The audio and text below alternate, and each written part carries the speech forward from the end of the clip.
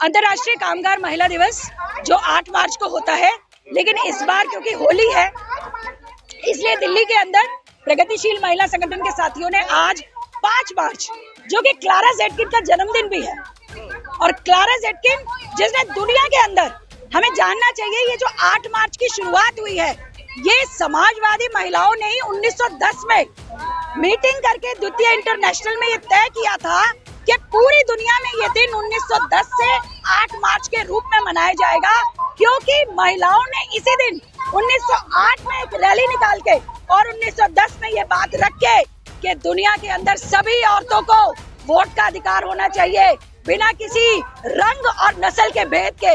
ये मांग अमेरिका के शहर में उठी थी 1908 में और 1910 में क्लारा ज़ेटकिन, रोजा लग्जमबर्ग के नेतृत्व में समाजवादी महिलाओं ने तय किया था कि ये 8 मार्च का दिन महिला दिवस, अंतर्राष्ट्रीय कामगार महिला दिवस के रूप में मनाया जाएगा। और तब से हर साल ये दिन संघर्ष का प्रतीक, पितृसत्ता का विरोध करते हुए वास्तविक समानता, असल लैंगिक समानता के बारे में महिलाएं अपने संघर्षों के प्रति, अपनी आवाज के प्रति अपनी दृढ़ता को पेश करती है। और आज क्योंकि भारत में 8 मार्च को इस वर्ष होली है, इसलिए आज के दिन प्रगतिशील महिला संगठन दिल्ली में यहाँ पर ये सवाल करने 8 मार्च करने आई है। हम क्या सवाल लेके आए हैं? हम ये लेकर आए हैं कि आज जिस तरह से केंद्र के अंदर नरेंद्र मोदी जी की सरकार महिलाओं के ऊपर हिंदुत्व के नाम पर महिलाओं की मर्जी के अधिकार पर जो चोट कर रही है, आज महिलाओं की पसंद की स्वतंत्रता पर किए जा रहे राजकीय हमले के खिलाफ दिल्ली की महिलाएं आवाज बुलंद कर रही है। हम कहना चाहते हैं कि राजधानी दिल्ली की महिलाएं, देश की महिलाएं पढ़ना चाहती है, पेशेवर शिक्षा हासिल करना चाहती है, कॉलेज और वैज्ञानिक और तमाम हायर एजुकेशन प्राप्त करना चाहती है, लेकिन शिक्षा के निजीकरण से महिलाओं की शिक्षा की जो पसंद है उसके ऊपर हमला हो रहा है। आज ठेकेदारीकरण की जो नीतियां चलाई जा रही है, आज महिलाओं की कच्ची नौकरी है, आज महिलाओं की नौकरियां ठेके पर है और ये ठेकेदारी का जो ठेकेदारीकरण है, कॉन्ट्रेक्चुअलाइजेशन ऑफ जॉब है, ये महिलाओं के आत्मनिर्भर बनने की स्वतंत्रता और उनकी पसंद के ऊपर हमला है। हम उसका विरोध करने आए हैं।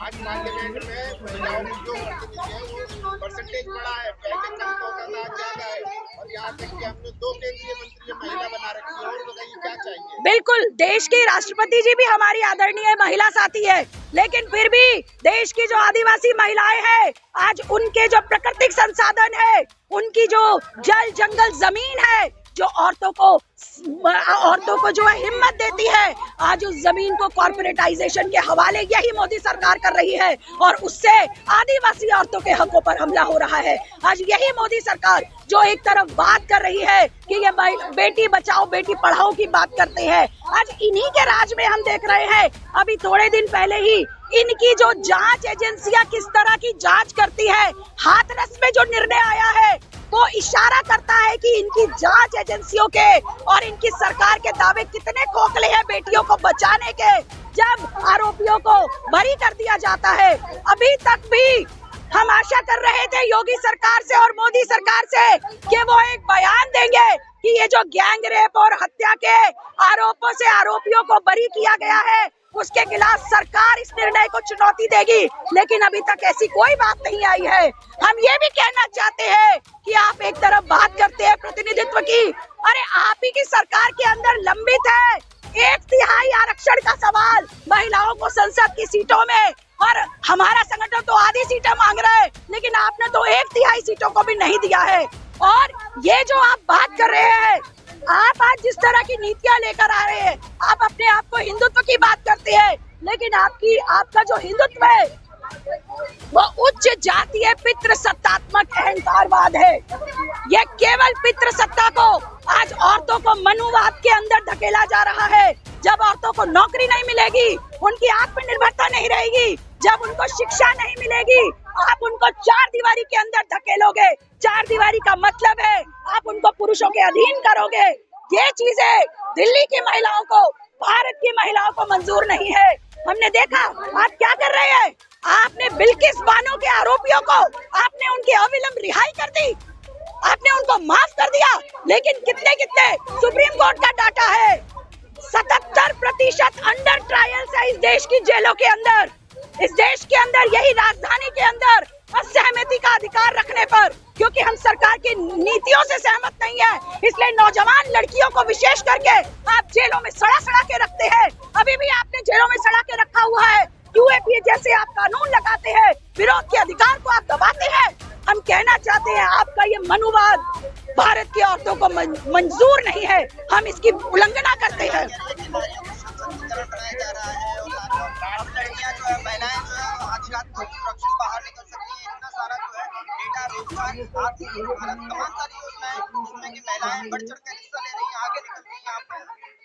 बिल्कुल, हम तो कहना चाहते हैं, हम तो राजधानी दिल्ली में देख रहे हैं, राजधानी दिल्ली में 1 जनवरी की रात को एक नौजवान लड़की को सड़क पर घसीटते हुए उसको जो है मार दिया जाता है। ये तो हमारी सुरक्षा है मोदी जी के राज में, मोदी जी की पुलिस है ये। रात को 1 तारीख, जबकि दावा किया जा रहा था दिल्ली पुलिस ने कि बहुत सुरक्षा है, बहुत सुरक्षा है। सुरक्षा ये थी कि दूर दूर तक कोई बैरिकेड नहीं था, 100 नंबर की पुलिस ने कोई रिस्पॉन्ड नहीं किया था। ये स्थिति है। रिकमेंडेशन दी है दिल्ली पुलिस की अपनी कमेटी ने कि इन अफसरों को सस्पेंड किया जाए। यही तो हम भी कह रहे हैं कि आपकी पुलिस जवाबदेह नहीं है, आपके वरिष्ठ पुलिस अधिकारियों की कोई जवाबदेही नहीं है सार्वजनिक स्थलों पर महिलाओं की सुरक्षा के लिए। आज आप बात करते हैं आत्मनिर्भरता की, आत्मनिर्भरता तब आएगी जब आप औरतों को पक्की नौकरियां देंगे। आत्मनिर्भरता तब आएगी जब महिलाएं जो वो पढ़ना चाहती है, आज कोई महिला अगर डॉक्टर बनना चाहती है, वैज्ञानिक बनना चाहती है, वकील बनना चाहती है, तो आज उनको अवसर उपलब्ध नहीं है। आज हम देख रहे हैं किस तरीके से ठेकेदारी, हम दिल्ली के अंदर हमारे महिला संगठन ने एक रिपोर्ट निकाली है, दिल्ली की जितनी फैक्ट्रीज है उन फैक्ट्रियों के अंदर औरतों का कोई रजिस्ट्रेशन नहीं है। मुंडका जैसी घटना हो जाती है दिल्ली के अंदर, 27 औरतें ऑन रिकॉर्ड मर जाती है, और आप बात कर रहे हैं औरतें आगे बढ़ रही हैं। आपकी नीतियों की वजह से, आप जो मनुवाद की पैरोकारी कर रहे हैं, आप जो आरएसएस की समझ, जो मनोवाद की समझ है, जिसके अंदर महिलाएं दोयम दर्जे की है, जिसके अंदर दलित बिल्कुल नीचे है और दलित महिलाओं का तो कोई गणना ही नहीं है।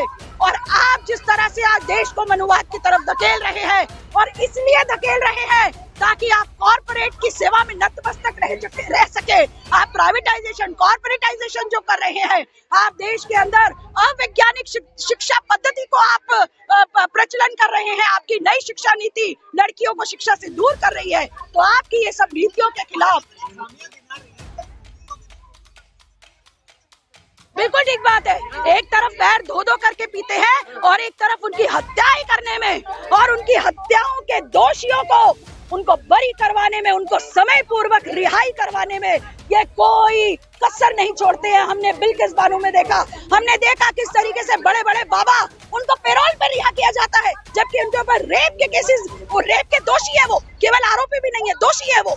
और हम देखते हैं किस तरीके से जब सत्ता में आसीन लोग आरोपी होते हैं, ये किस तरीके से उनकी रक्षा करते हैं सत्ता में बैठे हुए लोग। हमने कथवा में देखा, हमने हाथरस में देखा किस तरीके से ये पूरा माहौल बनाते हैं, और आप बातें करते रहिए, आपके झूठे दावे हैं। हाथरस में 4 आरोपियों को रिहाई मिली है, एक ही को अभी दोषी माना गया। देखिए वही हम कह रहे हैं, और उसको भी जिसमें दोषी माना गया है वो 302 में नहीं है, 304 में है। तो इसका मतलब है कि पुलिस ने, सीबीआई ने जांच ही ठीक से नहीं किया। यही तो महिला आंदोलन का अनुभव है कि आप जब आरोपी सत्ता के करीबी होते हैं या जब आप किसी को लाभ पहुंचाना चाहते हैं तो आप इतनी खामियां छोड़ देते हैं। और यही मैं आपके माध्यम से फिर से कहना चाहूंगी कि आज 4 दिन हो गए हैं, हम इंतजार कर रहे थे कि योगी सरकार एक बयान देंगी, एक बयान देती योगी सरकार की इस हत्या का जो रिहाई हुआ है, इसमें जो बरी किया गया है, उस निर्णय को वो चैलेंज करेंगे। सरकार को चैलेंज करना चाहिए। हम मांग करते हैं योगी सरकार से कि इलाहाबाद हाईकोर्ट के समक्ष इस एक्विटल को आप चैलेंज कीजिए।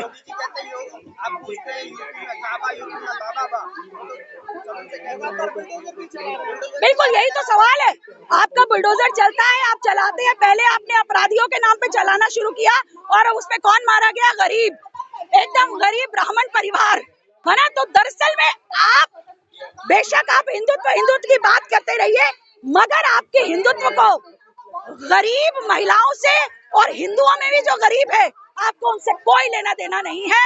आप येन केन प्रकरण सिर्फ कॉर्पोरेट की सेवा में नतमस्तक रहना चाहते हैं। राम राज्य में तो ऐसे माना था ना, सबको न्याय मिल रहा है, इसमें ब्राह्मण हो या कुछ भी हो, न्याय तो बराबर है। बिल्कुल न्याय बराबर है, इसीलिए आप जिंदा जला रहे हैं लोगों को, यही आपका न्याय है। क्या आप इसी न्याय के लिए आप देश के अंदर आपने इसी तरह का आप राम राज्य लेकर आना चाहते हैं, जिसके अंदर औरतों को न्याय नहीं मिलेगा, जिसके अंदर औरतें न्याय के लिए तड़पती रहेंगी, जिसके अंदर पितृसत्ता, जिसके अंदर पुरुषों की अधीनता को आप राजकीय संरक्षण देंगे, जिसके अंदर महिलाओं के ऊपर बढ़ती हिंसा को आप सरकारी संरक्षण देंगे। नहीं मंजूर है इस तरह का राम राज्य, हिंदू औरतों को ही मंजूर नहीं है। हम आज ये बात रखना चाहते हैं कि आज दिल्ली की महिलाएं प्रगतिशील महिला संगठन के नेतृत्व में हम आह्वान करते हैं तमाम महिलाओं का कि इस पितृ सत्तात्मक सोच को, इस पितृ सत्ता को जो राजकीय संरक्षण है, उसके खिलाफ पसंद की स्वतंत्रता के ऊपर जो राजकीय हमला है, आइए उसके ऊपर जुझारू एकताबद्ध संघर्ष आज हम कहना चाहते हैं। औरतें किसी भी धर्म की हो, वो चाहे हिंदू हो, चाहे मुसलमान हो, चाहे ऊंची जाति हो, चाहे निम्न जाति हो, वो किसी धर्म की हो, आज उन सब धर्मों की औरतों पर सभी धर्मों के कटमुल्लावादी उनकी पसंद की स्वतंत्रता पर हमला कर रहे हैं। आज पितृ सत्तात्मक मूल्यों को पूरी की पूरी छूट दी जा रही है इन ताकतों के द्वारा, और महिलाओं को, मेहनतकश महिलाओं को, आज आम साधारण आम मेहनत करने वाली औरतों को ये चीजें मंजूर नहीं है। और उसी का विरोध करने के लिए आज 8 मार्च के दिन हम अपनी जो एकता है, आज दुनिया के अंदर औरतें पितृसत्ता के खिलाफ लड़ रही हैं। इराक में हमने कल देखा, ईरान में किस तरीके से एक केमिकल अटैक करके कितनी सारी यंग लड़कियों को मार दिया गया, क्योंकि वो लड़कियां जो है हिजाब का विरोध कर रही थी। वहां पर वो नहीं चाहती थी हिजाब पहनना, और किस तरीके से वो इस्लामिक रिपब्लिक, वो जो रिजीम है जो औरतों के ऊपर पितृसत्ता थोपना चाहती है, उसका बहादुरी से उन्होंने मुकाबला किया।